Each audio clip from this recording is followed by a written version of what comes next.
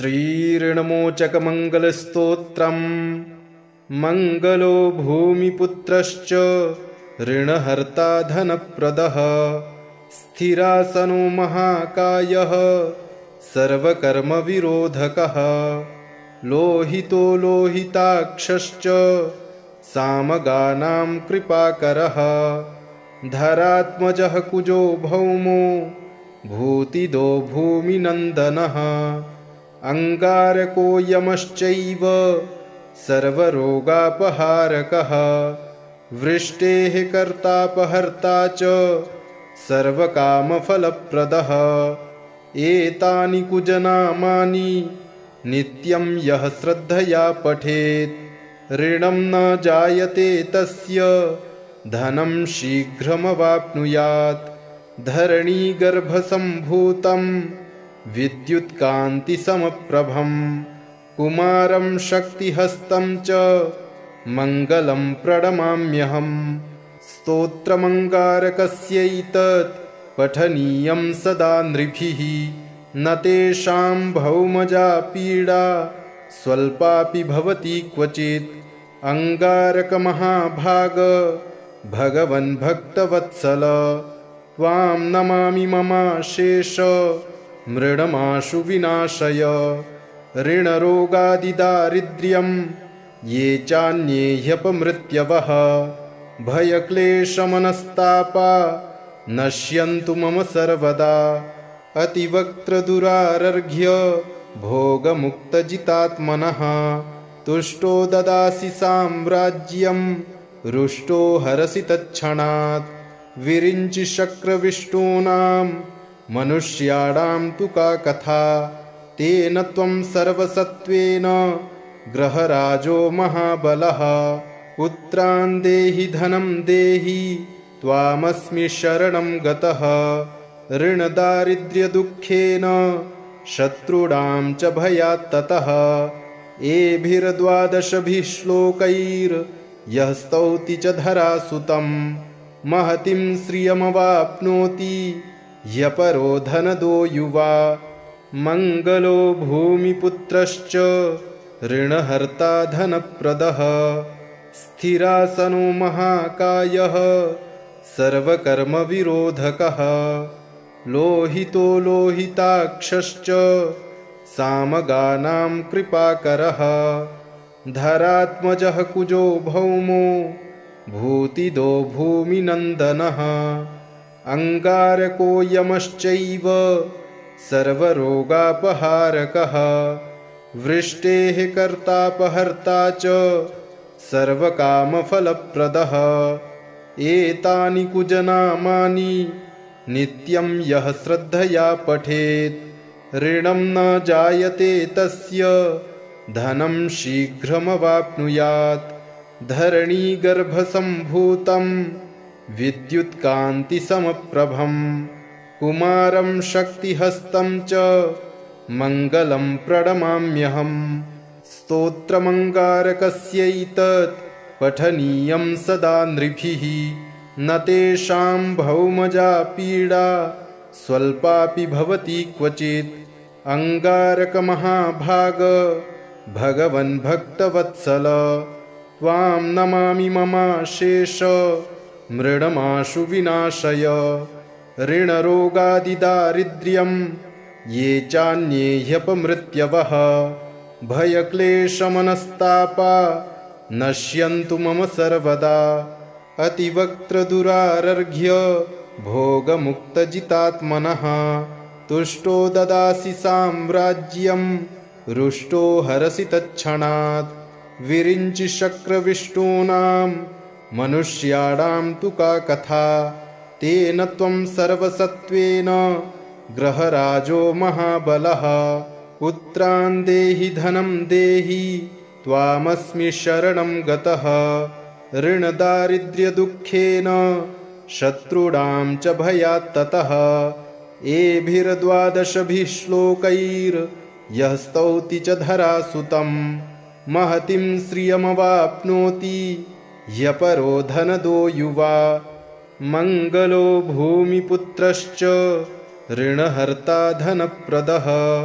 स्थिरासनो महाकायः सर्वकर्मविरोधकः लोहितो लोहिताक्षश्च सामगानां कृपाकरः धरात्मजः कुजो भौमो भूतिदो भूमिनन्दनः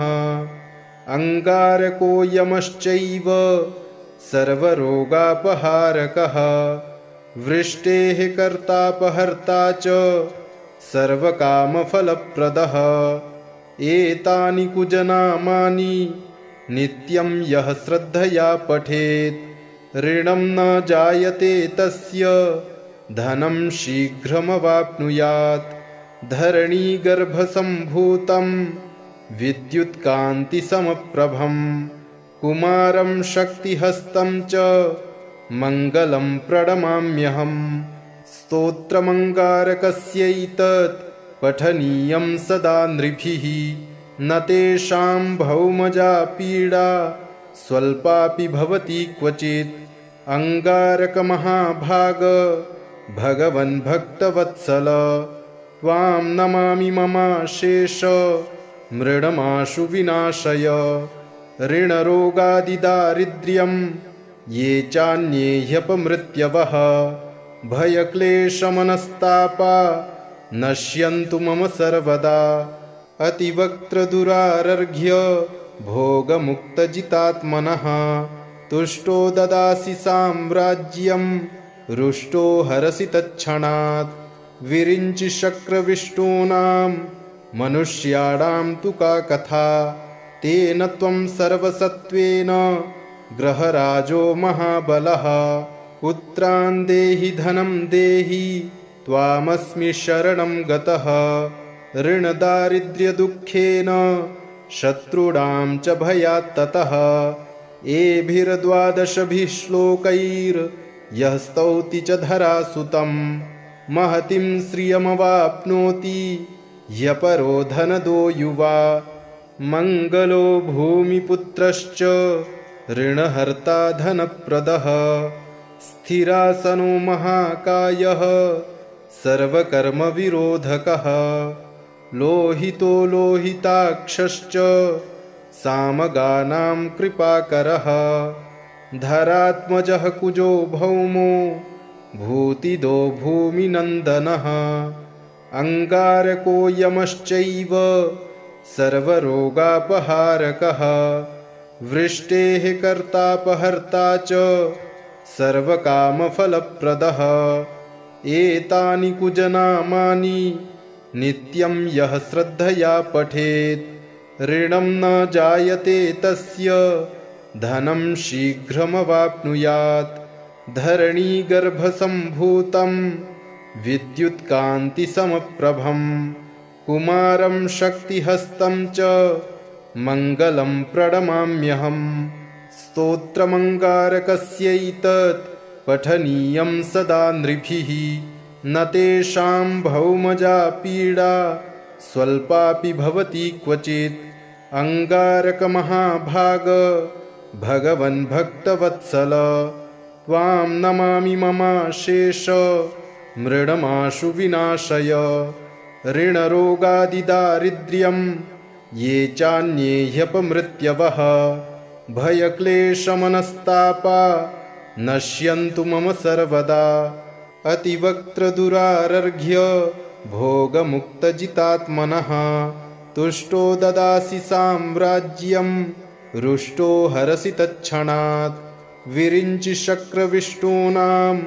मनुष्याणां तु का कथा तेन त्वं सर्वसत्त्वेन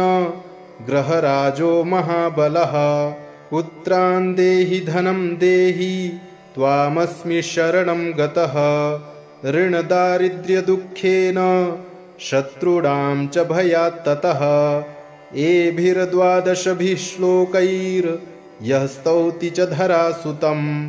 महतीं श्रियमवाप्नोति ह्यपरो धनदो युवा मङ्गलो भूमिपुत्रश्च ऋणहर्ता धनप्रदः स्थिरासनो महाकायः सर्वकर्मविरोधकः लोहितो लोहिताक्षश्च सामगानां कृपाकरः धरात्मजः कुजो भौमो भूतिदो भूमिनन्दनः अंगारको यमश्चैव सर्वरोगापहारकः वृष्टेः कर्तापहर्ता च सर्वकामफलप्रदः एतानि कुजनामानि नित्यं यः श्रद्धया पठेत् ऋणं न जायते तस्य धनं शीघ्रमवाप्नुयात् धरणीगर्भसम्भूतं विद्युत्कान्तिसमप्रभं कुमारं शक्तिहस्तं च मङ्गलं प्रणमाम्यहम् स्तोत्रमङ्गारकस्यैतत् पठनीयं सदा नृभिः न तेषां भौमजा पीडा स्वल्पापि भवति क्वचित् अंगारकमहाभाग भगवन् भक्तवत्सल त्वां नमामि ममाशेष मृडमाशु विनाशय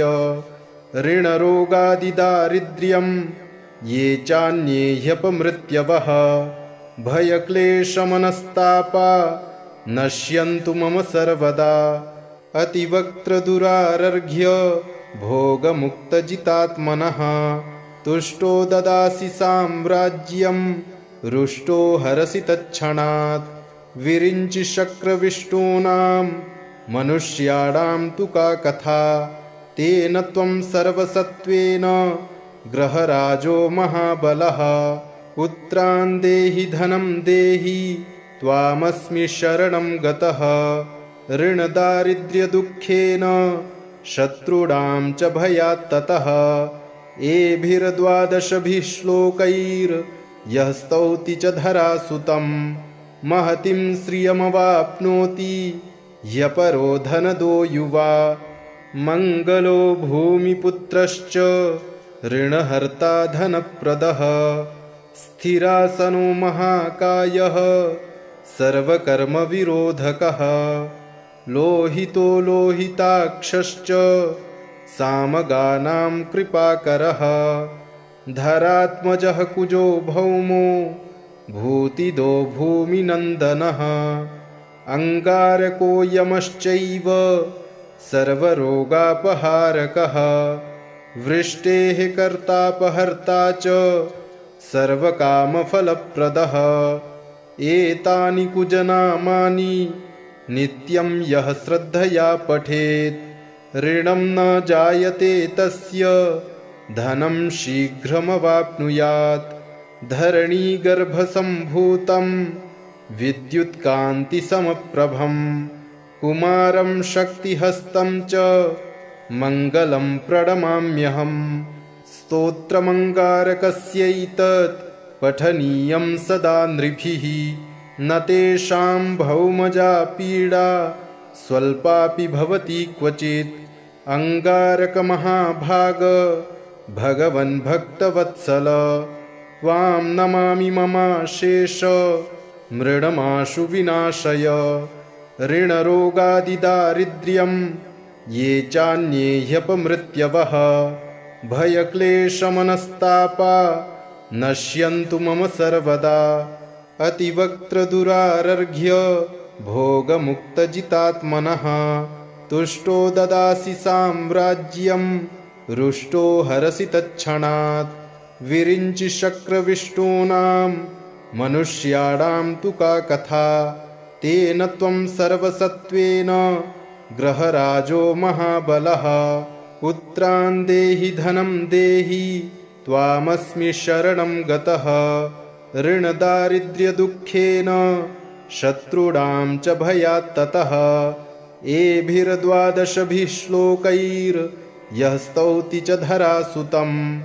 महतीं श्रियमवाप्नोति ह्यपरो धनदो युवा मङ्गलो भूमिपुत्रश्च ऋणहर्ता धनप्रदः स्थिरासनो महाकायः सर्वकर्मविरोधकः लोहितो लोहिताक्षश्च सामगानां कृपाकरः धरात्मजः कुजो भौमो भूतिदो भूमिनन्दनः अंगारको यमश्चैव सर्वरोगापहारकः वृष्टेः कर्तापहर्ता च सर्वकामफलप्रदः एतानि कुजनामानि नित्यं यः श्रद्धया पठेत् ऋणं न जायते तस्य धनं शीघ्रमवाप्नुयात् धरणीगर्भसम्भूतं विद्युत्कान्तिसमप्रभं कुमारं शक्तिहस्तं च मङ्गलं प्रणमाम्यहम्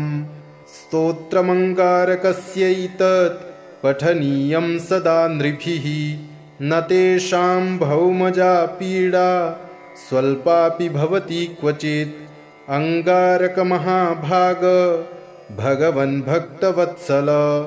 त्वां नमामि ममाशेष मृडमाशु विनाशय ऋणरोगादिदारिद्र्यं ये चान्ये ह्यपमृत्यवः भयक्लेशमनस्तापा नश्यन्तु मम सर्वदा अतिवक्त्रदुरारर्घ्य भोगमुक्तजितात्मनः तुष्टो ददासि साम्राज्यं रुष्टो हरसि तत्क्षणात् विरिञ्चि शक्रविष्टूनां मनुष्याणां तु का कथा तेन त्वं सर्वसत्त्वेन ग्रहराजो महाबलः पुत्रान् देहि धनं देहि त्वामस्मि शरणं गतः ऋणदारिद्र्यदुःखेन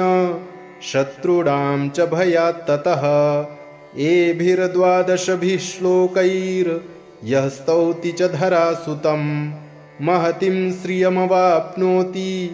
ह्यपरो धनदो युवा मङ्गलो भूमिपुत्रश्च ऋणहर्ता धनप्रदः स्थिरासनो महाकायः सर्वकर्मविरोधकः लोहितो लोहिताक्षश्च सामगानां कृपाकरः धरात्मजः कुजो भौमो भूतिदो भूमिनन्दनः अंगारको यमश्चैव सर्वरोगापहारकः वृष्टेः कर्तापहर्ता च सर्वकामफलप्रदः एतानि कुजनामानि नित्यं यः श्रद्धया पठेत् ऋणं न जायते तस्य धनं शीघ्रमवाप्नुयात् धरणीगर्भसम्भूतं विद्युत्कान्तिसमप्रभं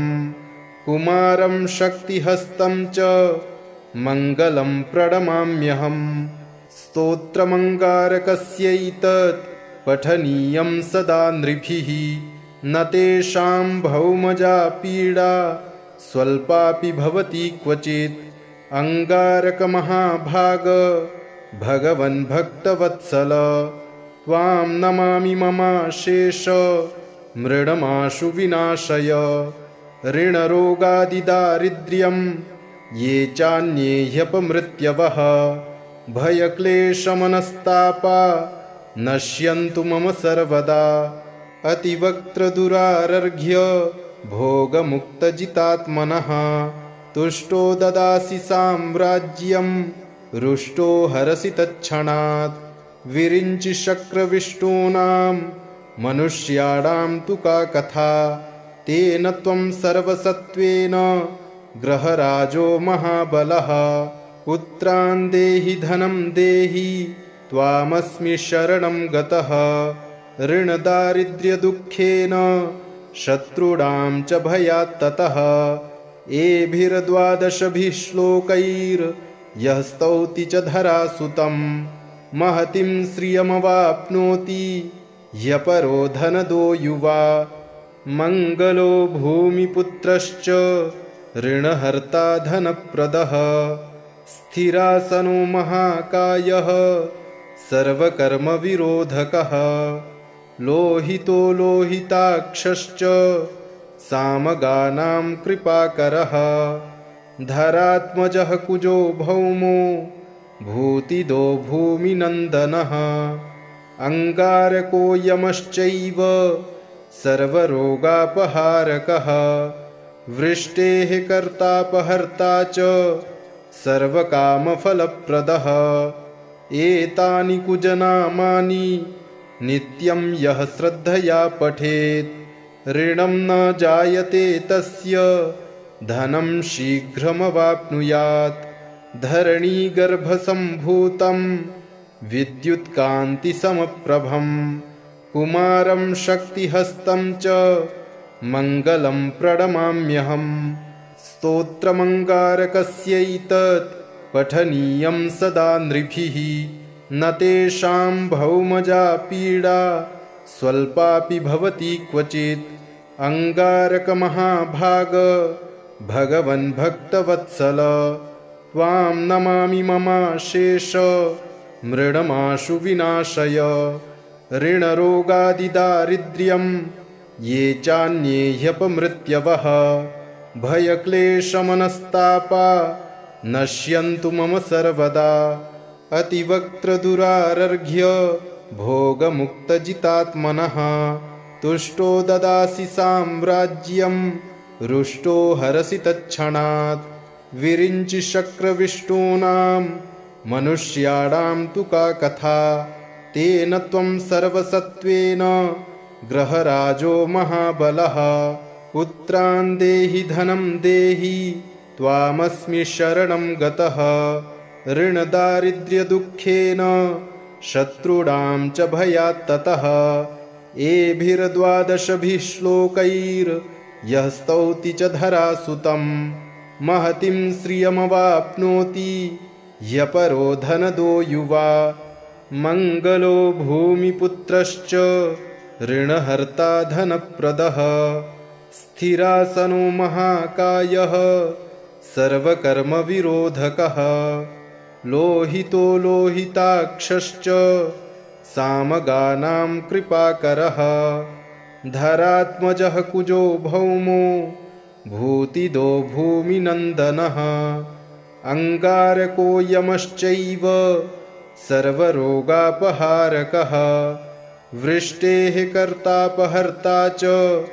सर्वकामफलप्रदः एतानि कुजनामानि नित्यं यः श्रद्धया पठेत्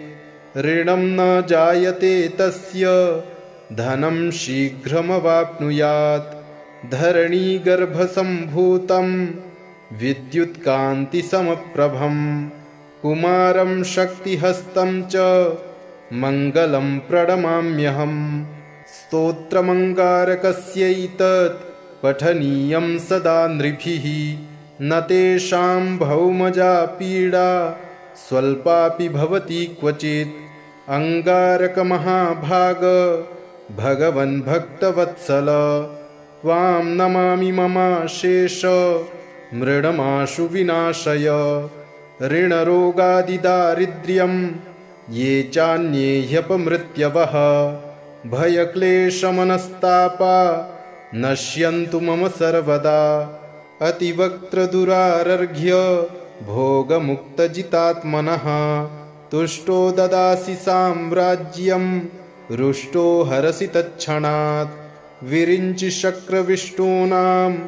मनुष्याणां तु का कथा तेन त्वं सर्वसत्त्वेन ग्रहराजो महाबलः पुत्रान् देहि धनं देहि त्वामस्मि शरणं गतः ऋणदारिद्र्यदुःखेन शत्रूणां च भयात्ततः एभिर्द्वादशभिः श्लोकैर्यः स्तौति च धरासुतं महतीं श्रियमवाप्नोति ह्यपरो धनदो युवा मङ्गलो भूमिपुत्रश्च ऋणहर्ता धनप्रदः स्थिरासनो महाकायः सर्वकर्मविरोधकः लोहितो लोहिताक्षश्च सामगानां कृपाकरः धरात्मजः कुजो भौमो भूतिदो भूमिनन्दनः अङ्गारको यमश्चैव सर्वरोगापहारकः वृष्टेः कर्तापहर्ता च सर्वकामफलप्रदः एतानि कुजनामानि नित्यं यः श्रद्धया पठेत् ऋणं न जायते तस्य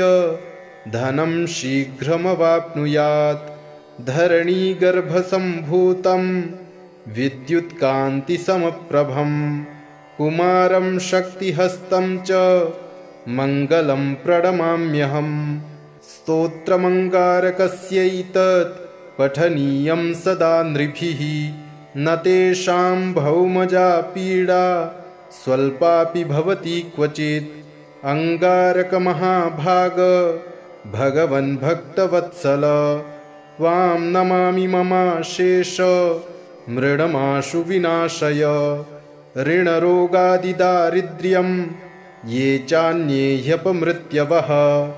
भयक्लेशमनस्तापा नश्यन्तु मम सर्वदा अतिवक्त्रदुरारर्घ्य भोगमुक्तजितात्मनः तुष्टो ददासि साम्राज्यं रुष्टो हरसि तत्क्षणात् विरिञ्चि शक्रविष्टूनां मनुष्याणां तु का कथा तेन त्वं सर्वसत्त्वेन ग्रहराजो महाबलः पुत्रान् देहि धनं देहि त्वामस्मि शरणं गतः ऋणदारिद्र्यदुःखेन शत्रूणां च भयात् ततः एभिर्द्वादशभिः श्लोकैर्यः स्तौति च धरासुतं महतीं श्रियमवाप्नोति ह्यपरो धनदो युवा मङ्गलो भूमिपुत्रश्च ऋणहर्ता धनप्रदः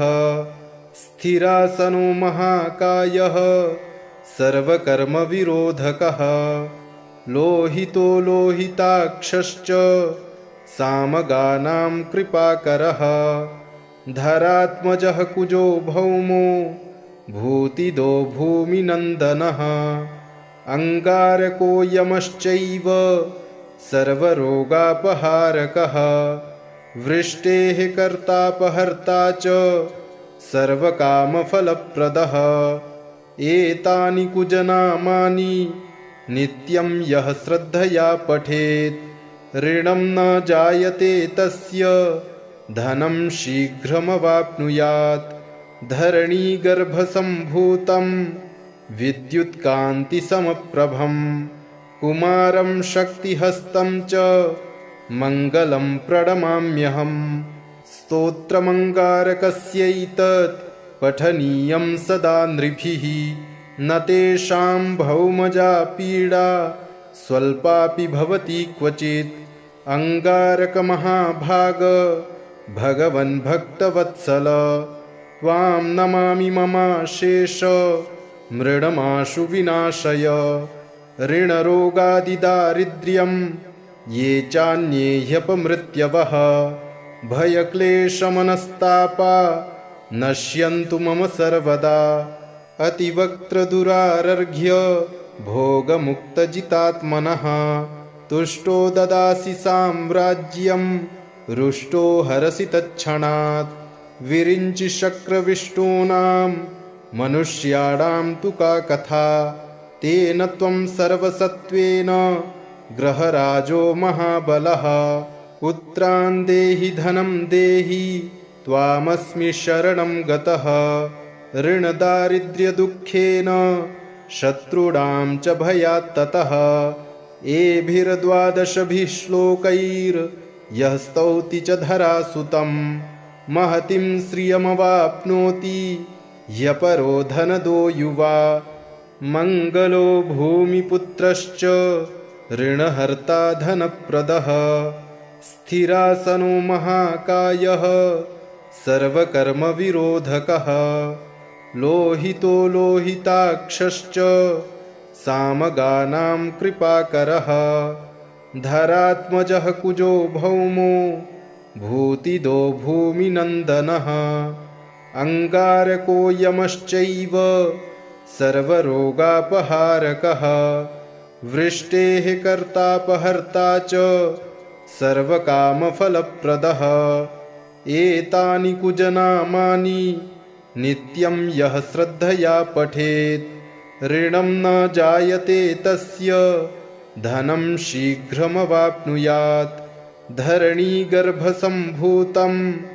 विद्युत्कान्तिसमप्रभं कुमारं शक्तिहस्तं च मङ्गलं प्रणमाम्यहम् स्तोत्रमङ्गारकस्यैतत् पठनीयं सदा नृभिः न तेषां भौमजा पीडा स्वल्पापि भवति क्वचित् अङ्गारकमहाभाग भगवन् भक्तवत्सल त्वां नमामि ममाशेष मृडमाशु विनाशय ऋणरोगादिदारिद्र्यं ये चान्ये ह्यपमृत्यवः भयक्लेशमनस्तापा नश्यन्तु मम सर्वदा अतिवक्त्रदुरारर्घ्य भोगमुक्तजितात्मनः तुष्टो ददासि साम्राज्यं रुष्टो हरसि तत्क्षणात् विरिञ्चि शक्रविष्टूनां मनुष्याणां तु का कथा तेन त्वं सर्वसत्त्वेन ग्रहराजो महाबलः पुत्रान् देहि धनं देहि त्वामस्मि शरणं गतः ऋणदारिद्र्यदुःखेन शत्रूणां च भयात् ततः एभिर्द्वादशभिः श्लोकैर्यः स्तौति च धरासुतं महतीं श्रियमवाप्नोति ह्यपरो धनदो युवा इति श्रीऋणमोचनमङ्गलस्तोत्रम् सम्पूर्णम्।